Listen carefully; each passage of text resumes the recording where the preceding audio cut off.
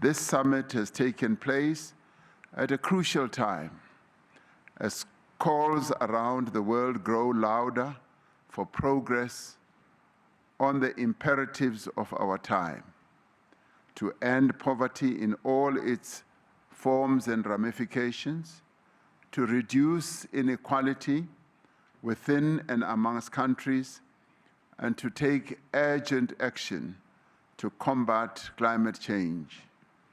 This year, we have recognized the growing debt burden that is faced by many developing economy countries. South Africa has been applauded for hosting the historic G20 Summit, attended by a number of world leaders who are keen to revive multilateralism in a harsh geopolitical space. Of having the first G20 summit in our history on the African continent. And by itself, it's a great achievement. And I think South Africa can be proud of this achievement.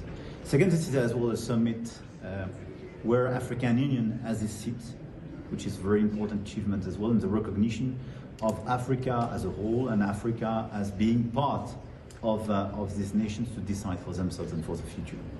Second, the main topic of the G20 is much more about climate, economy, and trying to regulate and find common tools for our economies, and not the vivid and geopolitical crisis. It's never been the core of our agenda, even if in side events we can meet on that.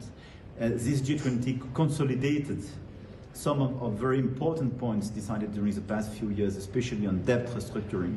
Some of the leaders in attendance say this has been a significant moment for Africa. It's very important that this summit is held on the African continent. It shows that Africa is taking its place in the global economy and the importance of Africa to the future of the global economy. Of course, the backdrop of Johannesburg, beautiful city, does add a certain value to the meeting. And I am particularly impressed with Johannesburg, my second time here. And the arrangements have been excellent, and the people have been warm and welcoming, and I give my commendations to President Ramaphosa and his team. SADC countries say Pretoria's priorities resonate with their commitments. Our work on disaster risk reduction, climate change, and food security must be transformative. It also requires partnership built on accessible finance and fair technology transfer. Namibia is undertaking broad measures to transform our food system and reduce our dependence on import.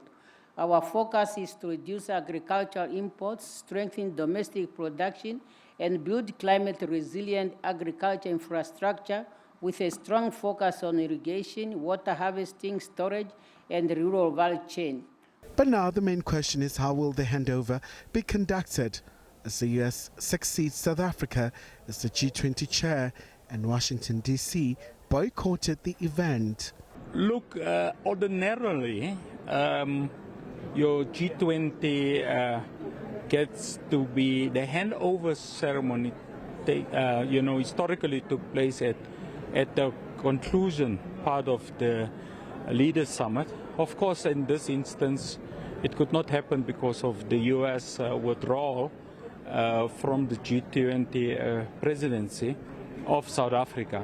So they have designated their chargé to actually receive the baton from South Africa.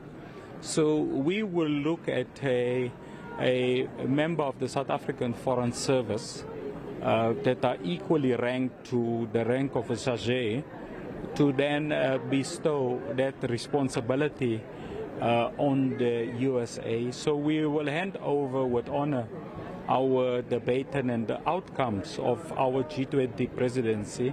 The summit is therefore closed.